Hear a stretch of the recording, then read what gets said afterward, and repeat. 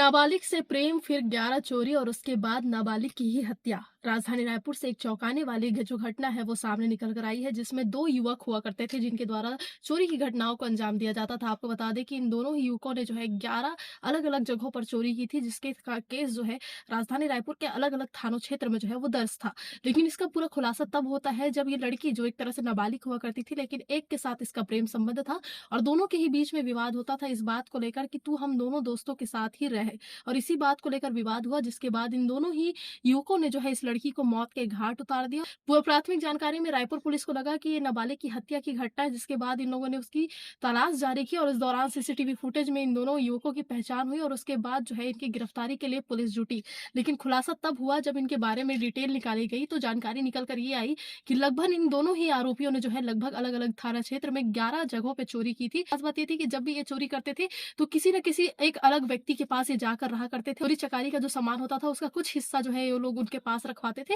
और जो लोग इनको आश्रय देते थे उनमें से 2 लोगों की भी गिरफ्तारी हुई है और लगभग अब तक कहा जा रहा है कि जो 11 चोरी इन लोगों ने की है, हर चोरी के बाद हर एक नए परिवार में ये रहते थे और इन सभी लोगों की तलाश अभी की जा रही है और जितने भी लोगों ने इनको आश्रय दिया है उनकी भी गिरफ्तारी जो है रायपुर पुलिस आने वाले वक्त में कर सकती है। सबसे खास बात ये थी कि ये जो चोर है, ये जब भी सोना-चांदी चोरी करते थे तो कुछ सोने को ये लोग जमीन के भीतर गाड़ के रखते थे, जिसमें एक परिवार के यहाँ से इन लोगों ने जमीन के भीतर से भी रायपुर पुलिस ने सोने के जो जेवरात है वो बरामद किए हैं और उसके बाद जो है पूरे केस का खुलासा हुआ, जिसमें ये जानकारी निकल कर आई कि ये 2 ही लोग थे जिन्होंने इतनी बड़ी घटना को अंजाम दिया और लगभग 400 ग्राम जो एक तरह से सोना है, उसको इन लोगों ने जब्त किया था। अब देखने वाली बात ये है कि किस प्रकार से इस घटना में जो है आने वाले समय में और भी नए क्लू निकल कर सामने आते हैं।